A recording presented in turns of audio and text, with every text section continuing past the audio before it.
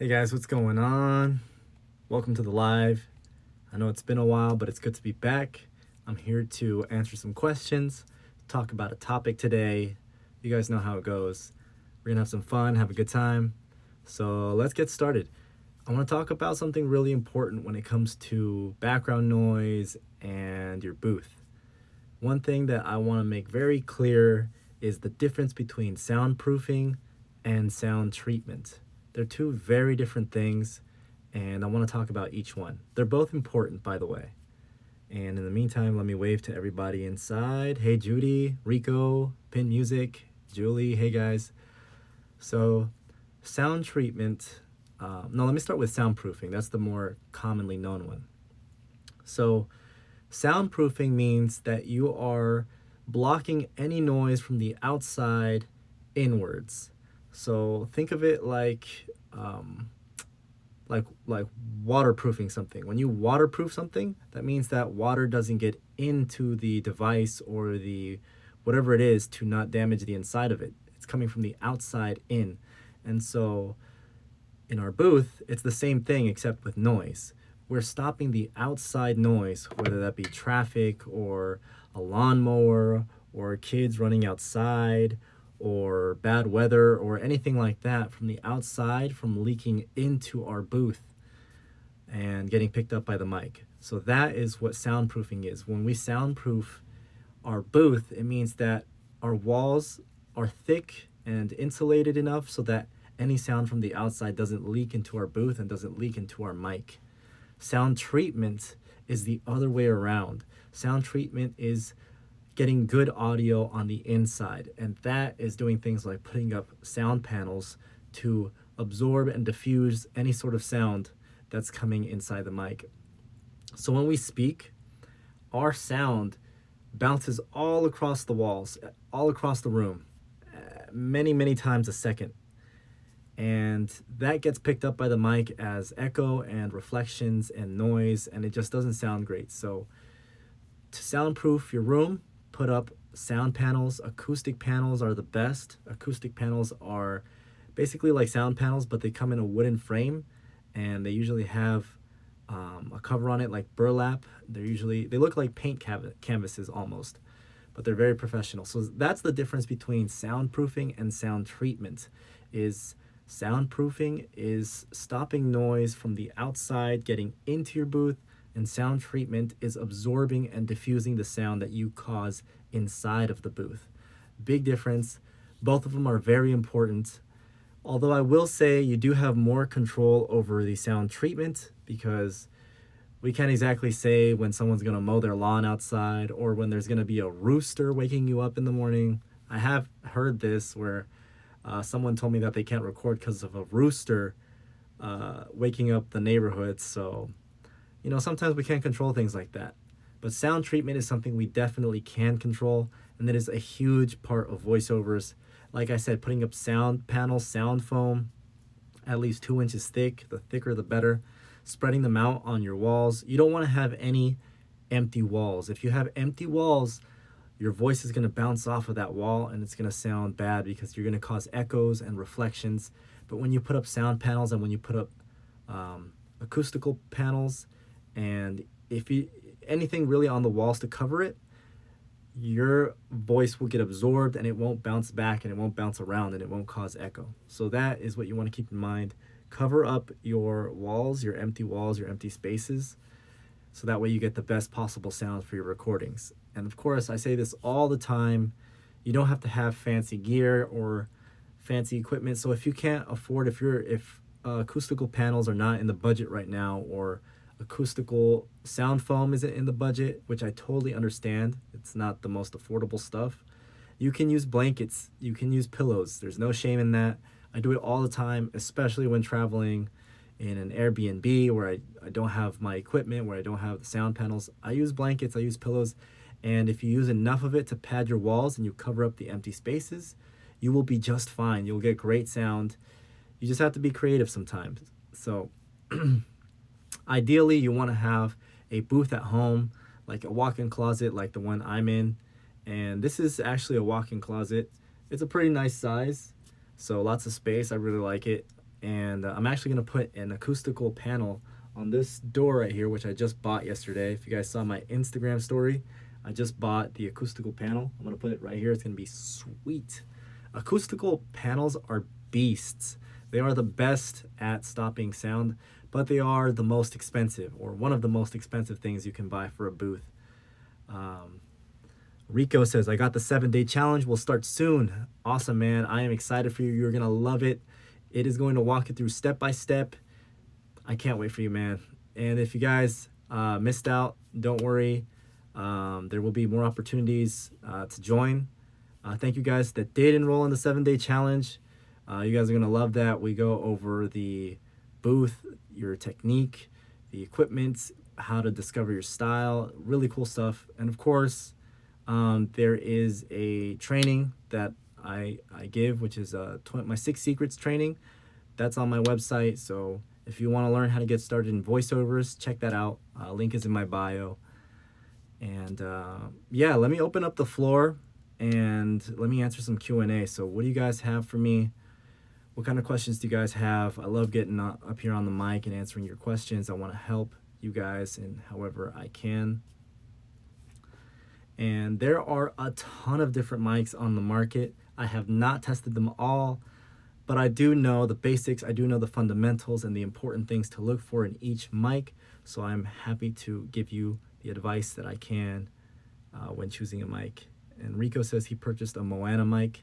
I haven't heard of that one. There's a lot of mics that I haven't heard of. You know, every now and then someone will say, I bought this mic, is it good? Or I bought that mic, or I got this. And a lot of these I haven't heard of. There's a lot, like, imagine like being a car guy and someone says, I bought this car, how does it work? You know, how does it drive? Like, I haven't tested all of them, but I will tell you this. If it records in a cardioid mode and you spent probably at least about $100 on it, you're going to be most likely in good shape. Because from my experience, the craftsmanship and the technology nowadays allows mics, even USB mics, to do a very good job. Like, technology has come a long way, and I know there's a lot of people that say, oh, well, USB mics are, you know, not good, stay away from them, but that's just not true. The technology has come a long way. I've used the USB mic for many years, and now I use a dual USB XLR mic, so it uses both USB and XLR. But yeah, guys, give me some questions. Let me know what you guys want to know about. I'll look into that Moana mic, and I'm curious. I'm always interested about learning new mics and seeing how they perform and everything. The Rode condenser is always a safe bet. That's a great mic. I have seen that one. That one is the one that comes with the pop filter. So that one's a really cool one.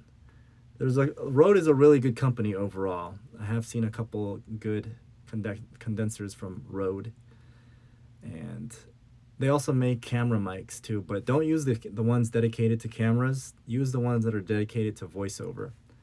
You know, it's funny, I see people using mics that are dedicated to karaoke or to giving speeches or camera mics, and you shouldn't do that.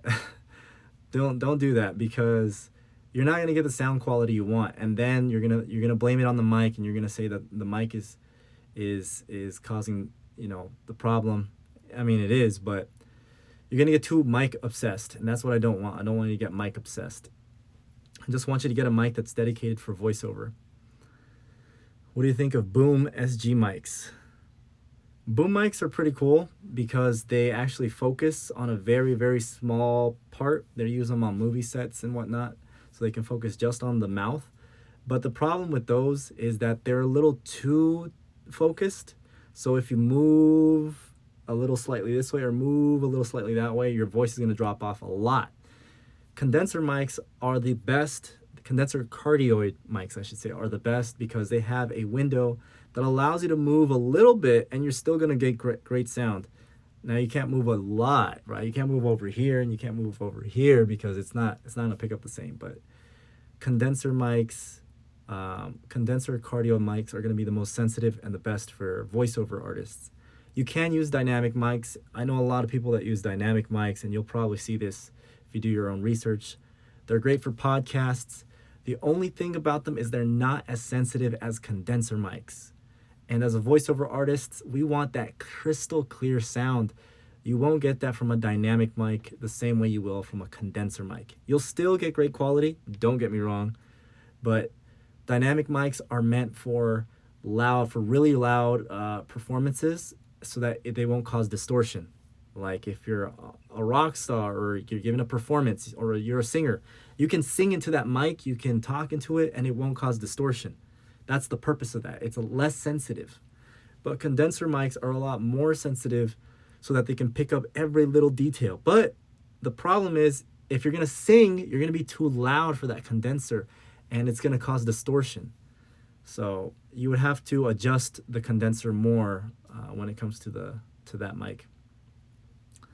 So, but that's what is ideal for voiceover is or the condenser microphones. Now, in my case, I use a condenser microphone. I just adjust the gain on it, which is the sensitivity. You can adjust the sensitivity on your mic, so that way if you do need to sing, if you do need to yell, you can adjust the sensitivity, or you can just adjust your distance from the mic. This is a little bit of a shortcut, but it works really great. So if you need to yell, just get back here. Yo, that is amazing! And if you need a whisper, get right here. And you'll still get great quality sound. But if you're gonna do the whole thing in singing or yelling, then of course adjust the sensitivity and you won't need to change your distance like that. And another question is, what about ribbon microphones? Great question. Ribbon microphones aren't as common nowadays. The main microphones on the market are condenser and dynamic. But ribbon microphones are really great. They're like condenser mics, but they're a little more sensitive. And the problem with those is that they're really, really fragile. I would say dynamic mics are the most durable, which is why you can see people drop the mic on stage and nothing happens to them because they're really, really durable. That's why they use them for performances and rock bands and music artists and singing and all that and speeches. Condenser mics are fragile. Those are the ones that you see in studios and, voiceover artists use, and actors, cartoon voices use the condenser mics. But those are fragile because they're more sensitive. The capsule inside the mic is more delicate. And if you drop that, you're probably going to break it. And ribbon mics, same thing with those. If you drop a ribbon mic, you're going to break it. It's just, the more sensitive it is, from what I've seen, the more sensitive a mic is, the more fragile it'll be, most likely. And so, nothing wrong with ribbon mics. They're great. They're just not as common. They're harder to find. Condenser mics have taken over. They just fit a bigger market, and they do a really great job. So that's my thought on condenser mics. What else? What's your favorite voice to do, and what's the most difficult? Well, most of the jobs I get nowadays are corporate, and I'm not upset about that. I like doing them because they're just really easy to do, and I've gotten so much practice at it. So like explainer videos or mobile apps or commercials. So when I say something like, "This is John, and he can't wait to get to work today, and that's where we come in. We're Zippy. We're an all-new app that allows you to find parking wherever you go. Download us now on the Google Play or Apple App Store." So a voice like that, it's just like my general default. It's something that I'm very comfortable and very used to doing. A lot of brands like that voice because it's kind of like peppy. It's kind of like gets your attention, gets you in a good mood. It's happy. So I like doing that. The most difficult, I like doing cartoon voices a lot, but some of them require a lot of strength and a lot of energy. So I did this bug commercial a long time ago where I had to be the roach and I talked like this. "Oh no, watch out!" And that was a lot of fun. But the problem is with voices like that, your voice gets tired a little bit. So I love doing those. I just take a break and I drink water whenever my voice does start to get tired. But I wouldn't say that's the most difficult. That would probably be the most tiring one, is like a really raspy voice like that. But the most difficult would probably be something like, if I have to do an accent that I'm not native with, like a British accent. If I have to talk in a British accent, then I have to sound authentic and genuine about how I speak in a British accent. I'm not... It's hard. I don't know if that was terrible or if that was good. But people have asked me to do like British accents or other accents. One script actually had me do 7 different accents in the same script. And so I actually had to look up YouTube videos with people talking in this dialect to become comfortable with that voice and accent. So I would play the video, and a native speaker would start talking, and it'd be just a regular interview. And then I would repeat them as closely as possible. So if I want to talk like I'm from New York and I want some water and coffee, I talk like this. And I would just repeat it, and I would try to nail it down as much as possible. So repetition, observation, and listening back to yourself and fine-tuning it. With practice, little by little, I was able to get it. And so that's how you're able to learn new accents. Is you have to do a lot of listening, careful listening and observing, and practice and mimicking. So that's a skill that you can fine-tune over time. But that was definitely one of the craziest ones. Yeah, 7 accents in the same script. It was nuts. I wasn't a fan of it, and but the customer was really happy with it. He said I did a really great job. So the tough part, this is where the tough part comes, is when they come back and they want you to do another script, and you have to listen to the same voices, because now you have to get the characters the same. And that happened to me. He came back and he said, I have some of the same characters from the last script. So I had to re-listen to my old voices and restudy the characters again. So make sure you keep a consistent voice, especially in cartoon voices. You want your character to sound the same in each episode, in each script. So you have to listen to your first recording and mimic it and listen to it, get in that vibe and that personality and that mood, and then record. Because if you're just recording the character from memory, it's going to change a little bit each time, and over a long time you might not realize it, but your voice will sound different. Your cartoon voice will sound different from the original voice, and that's not good, because your customer could complain, and they will. They'll say, oh, you know what, your cartoon voice sounds a little different than last time. Could you make it sound a little bit more like the original? And then you'll have to record everything over again. So make sure you're being consistent. Make sure that you listen to your original audio. So if I'm doing the Roach and I talk like this on the first day, but then months later he comes back and he says, I need you to do that Roach again. And I do it from memory, and I say, hey, I'm the Roach, and now I talk like this. See, I didn't review my original audio, so now he sounds different. But the customer knows, because that's their baby, and they're going to know the voice. So just make sure you re-listen to the original audio. Keep your voices consistent. And sometimes customers can even be picky, even with just normal scripts, because I've had people say that I was a different voiceover artist, and I was the same guy, obviously, but they would say things like, yeah, this sounds like a different guy. Can we get the original guy back? This guy sounds a little bit more low key. The other guy was more peppy. And so I just redo it in a peppy voice, and the customer's happy. So some customers are picky, some customers, want different things, but it's just a matter of communicating with the customer and being consistent with your voices. And always find out exactly what they need. Some customers want high energy. This is my high energy voice. And some customers just want a casual voice like this. Hey, we're Del Taco, and this is the all-new shrimp taco. Now only 99 cents on Tuesdays. Something like that. So there's different energy levels. And thanks for listening to the podcast. Follow us on YouTube and Facebook. Or, just different energy levels can change the voice so much. And so, because energy levels and your personality can be so different, you want to make sure that you know what the customer wants. You can literally create hundreds of different voices. So, where do you start with asking for voiceover work? Well, that is a good question, but it's one of the questions that it's like one of the later questions. There's so many things that come before it. A lot of different things that come before it. So the voiceover demo reel, how are your skills? How's your mic quality? Do you have a booth? Like, all those things come first. But I'm going to assume, once you have all of that and you're ready to go, there's so many different avenues for voiceover work. There's voiceover work literally everywhere. But one of the biggest secrets is that you can find voiceover work online in various voiceover websites. I made a book. I made a PDF. It's called Literally Where to Find Voiceover Work. You can get a preview of it off of my website for free, and then the full version. You can buy the full version if you like what you read. But check it out. I put some of the best websites on there, so you can just check them out.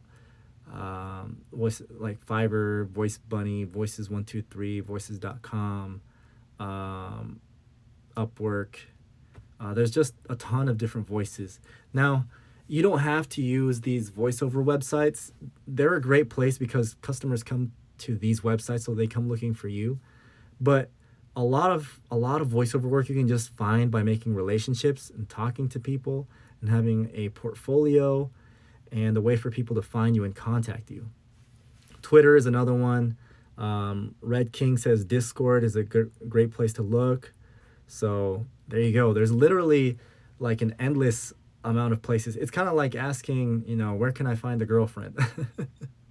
Like there's girls all over the world. Like there's so many places to look. It's just you have to be hungry. You have to go out and look.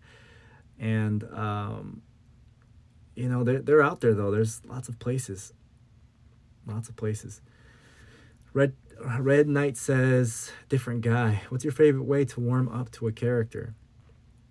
So I have different techniques. Sometimes it'll be like a laugh. Like I've done SpongeBob a lot before. And when I do the laugh, it gets me right into that energy. It gets me really happy, and I sound like him right away. Or sometimes we'll have a catchphrase. Or get out of my swamp, something like that, like Shrek's catchphrase. Like it gets you into that mood right away. Everything else that follows is really natural. So saying a catchphrase, doing a laugh, that gets me into the mood of a character that I want to do. Like a scream, a laugh, an emotion, just basically a line that gets you, that punches you right into that character. Sometimes also just like closing your eyes and imagining what that character imagines and just imagining the scenario, that gets me into that state where I'm no longer a voiceover artist. I have become that character. So really powerful mind techniques that get you into that state that make it sound genuine and believable. Now, this is something a lot of people don't do. They just step up to the mic completely cold and start reading a script. Well, you're going to sound like you're reading a script because you are reading a script. But if you close your eyes and you become a character, then you are going to sound like that character because you are that character. You see? It's all in the mind. A lot of it's just in the mind. So those are a couple techniques that you guys should use whenever you want to do your voice acting. You made me hungry for a taco. Can you improvise a bit with the script? Yeah, you can. This depends on each customer. Some customers are very picky. They want their script exactly how it's written. And they've gotten back to me on one word or two words that I changed. And they said, hey, we noticed you changed this word here. Can you redo it and say it like the script is? We want it exactly like the script. And I would have to go back and record it exactly how the script is. So nowadays, unless I ask the customer, or unless it's an obvious mistake, like a customer misspelled something, I'll read it exactly as it is, because I'm just going to trust the customer that they did their, that they want the script as it is. They did their proofreading. Worst case scenario, they'll ask me for a revision, and I'm okay with that. I want to make the customer happy, and I will go back and re-record something if they wanted it differently. That's fine.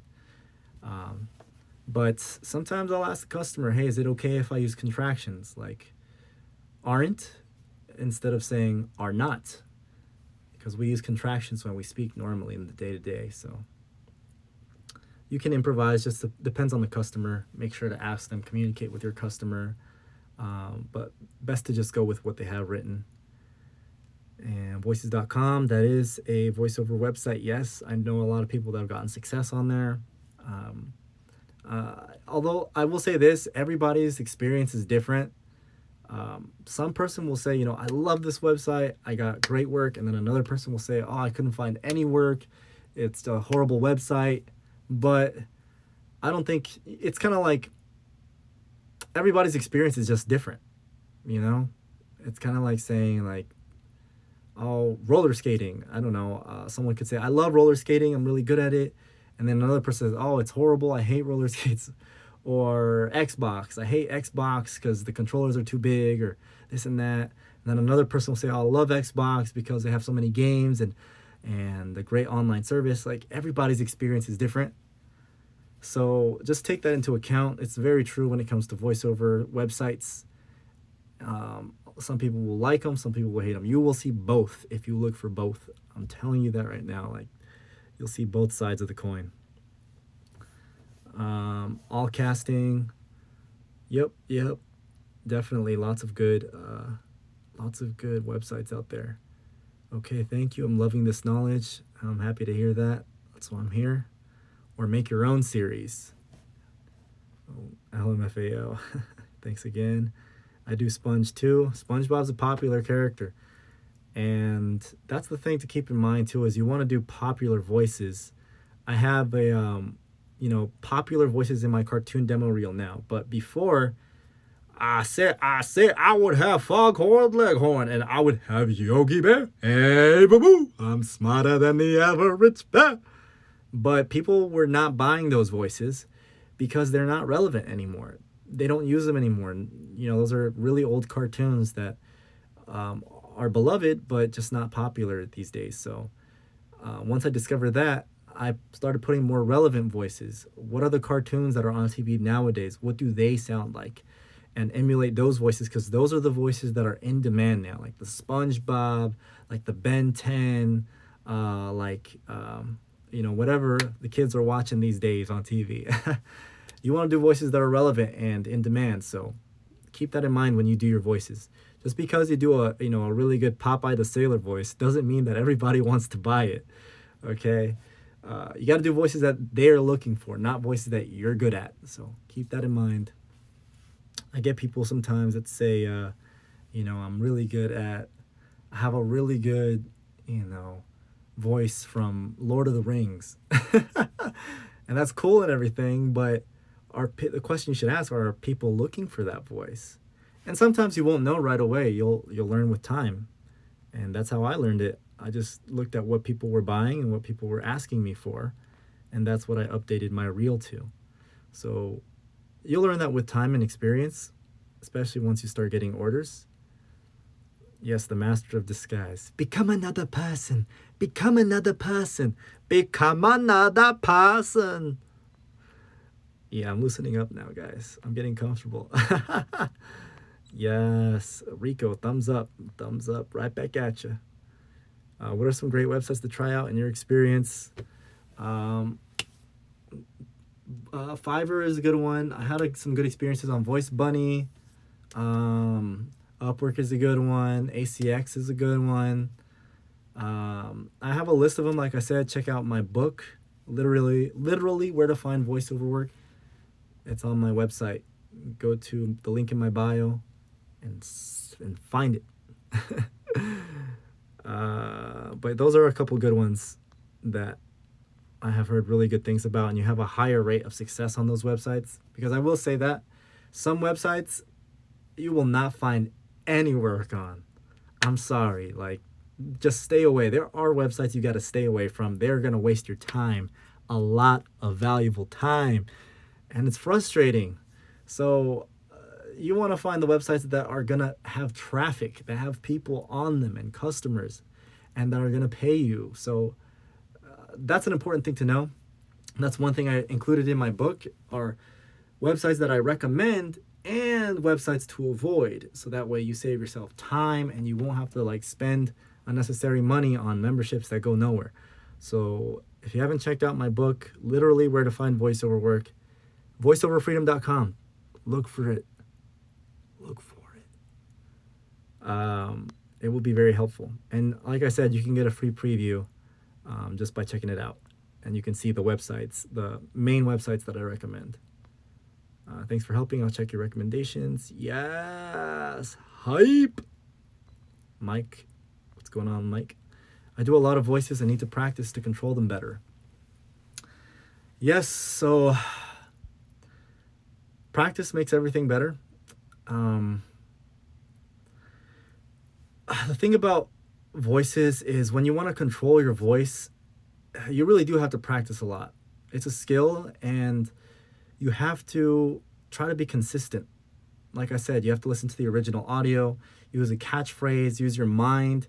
It's just a combination of different things that all come together and allow you to control the voice. That's all I can say is you have to practice and fine tune it little by little. Listen to yourself. Listen to yourself. That helps a lot. It's kind of like, and watch yourself. If you can even record yourself like on a video, like with your phone, do that. And you can see if you're using your expressions, are you using your body, or are you standing like this and just reading and just looking at a script, because you're going to hear the difference. Then if you're like emoting and you have your eyebrows raised up and all these little things, you have to experiment. Move your body, rock your body, and they're going to color your voice different. And you're going to start discovering how your voice changes with different techniques and different things that you do. And you're going to discover things your voice never did. You're going to discover things about your voice that you never knew before, and discover things that you never knew your voice could do before. And that's how you start growing. So experiment, invest in yourself, practice, and you're going to see progress. You're going to develop into a professional actor. And that's where we want you to go. Because you deserve it. You got that potential in you. Listen to me. You got that potential in you. I'm telling you. You got to believe in yourself, though. Believe in yourself. And be patient, too. Don't expect all the results to come tomorrow. Just know that it will happen one day. Especially if you start now. Okay? That was my motivational moment. Is doing free work good or bad if you're just starting out? Well, there's two ways to look at it. There's free work, and then there's auditioning. Free work is where you're doing just that. You're not charging people. You're going out to businesses saying, hey, I can record a pro voiceover for you free of charge. That's free work, right? Auditioning is where you are finding clients who are ready to pay. And when you audition, you say, hey, here's my voice. If you like it, I'm happy to start a relationship with you, or I'm happy you can book me for the full script. That is auditioning. And if you don't get the job, well, you got the practice still. The difference is when you audition, you have the potential of getting the work and building a relationship. When you do the free work, you do, but it's more of a gamble, because a lot of these clients could just be a one-off, and they'll just say, okay, great, thanks, and disappear. Of course, some people that do free work, they might say, hey, this is great. I'll need you again. So yes, it can work, but the preferred scenario is audition for jobs if you can. When you're starting out, there's nothing wrong with auditioning, and that will give you either one will give you practice. They'll both give you practice, so they're both good. And I'm not hating on either one. They're both good. I'm just saying that if you can audition, it's better because it has that potential of you getting paid and you actually starting a relationship with a customer in a business sense. So, but yeah, nothing wrong with free work, especially if it's if it's a customer that has a budget for voiceovers, or they want voiceovers down the line, and you want to entice them with a first free order. So something like, hey, I want to know if we can start working together. It looks like you could use some voiceovers, or maybe you need voiceovers. I'll tell you what, I can do your first 200-word order for free. So that way you can kind of see what it's like working with me, if you like my voice, my energy. And if you do, well, that's awesome. Then we can start working together. And bada bing, bada boom, just like that. You started a business relationship. So there's nothing wrong with doing free work at first. I hope that was helpful. That's a little marketing technique, a little business technique that you can use. I can do Goofy, SpongeBob, Tommy, Homer, and more. And that's awesome. Those are really relevant voices. Just remember that not everyone is looking for impressions. But don't be disheartened. Just because someone doesn't need a Homer voice doesn't mean that they don't need a voice that sounds like Homer. What I'm saying is that a lot of companies and brands, they are going to need voices for their characters, for their cartoons, right? These businesses, like the Roach example, that was their character.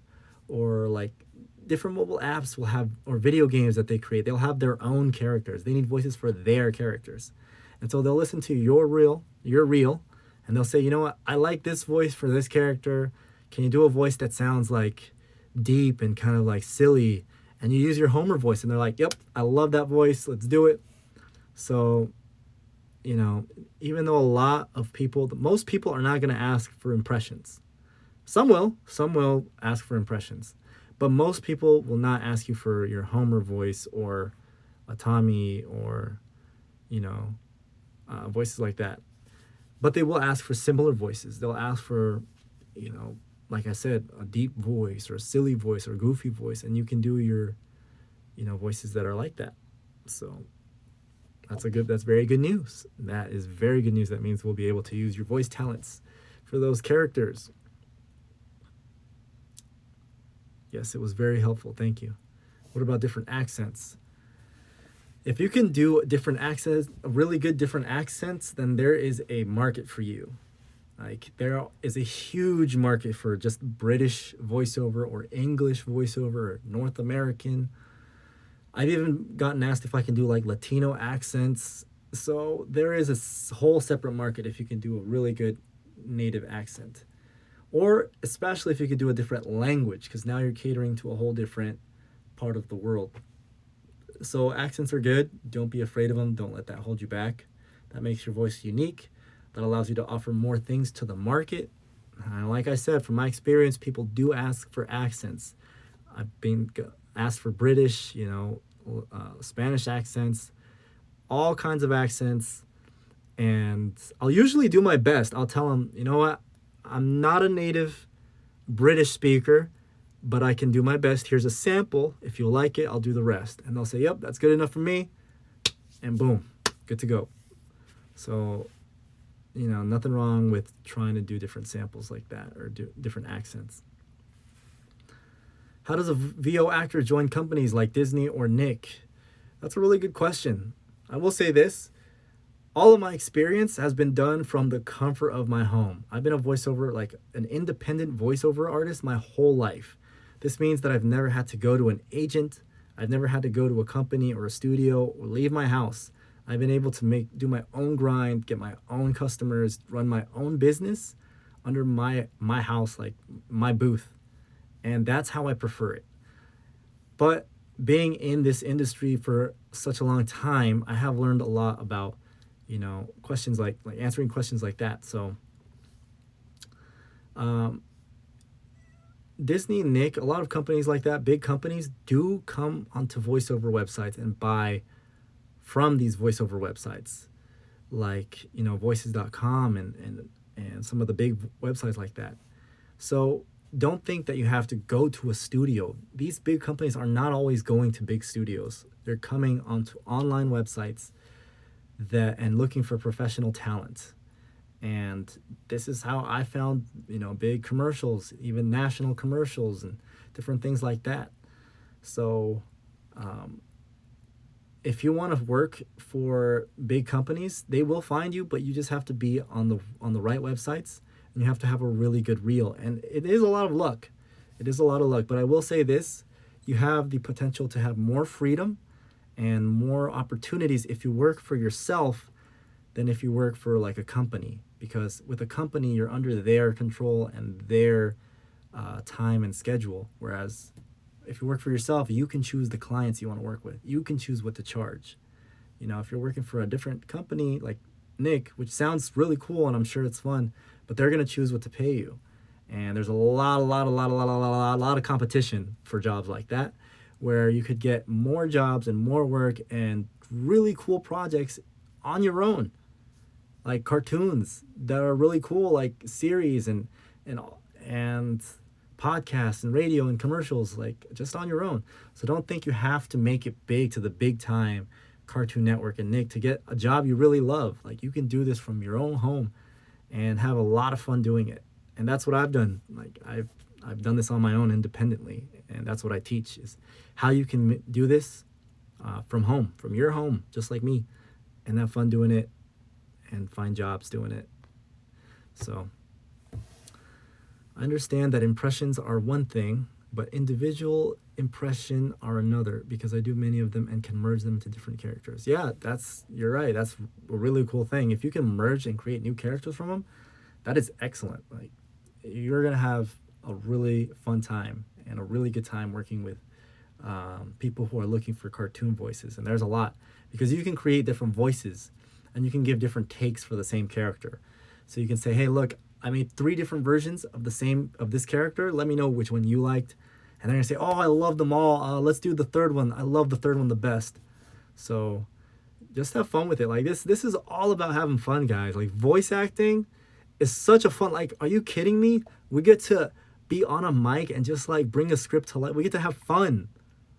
Like, that's just so amazing to me. Like, I'm still in all, like, this is a fun thing. So have fun with it. Never forget that as a voiceover artist, like, we're gonna have a fun time. So relax.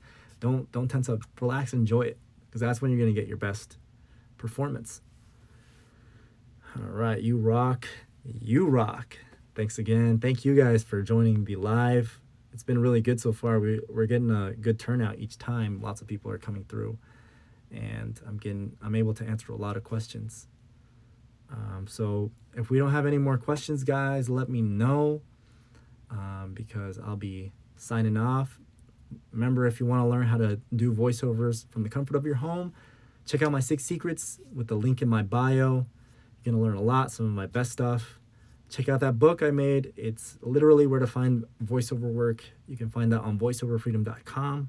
The link in my bio. Again, you can get a free preview from there. And as always, guys, if you guys have any questions, let me know. Shoot me a DM, send me an email, and we will talk soon. All right, guys. Peace.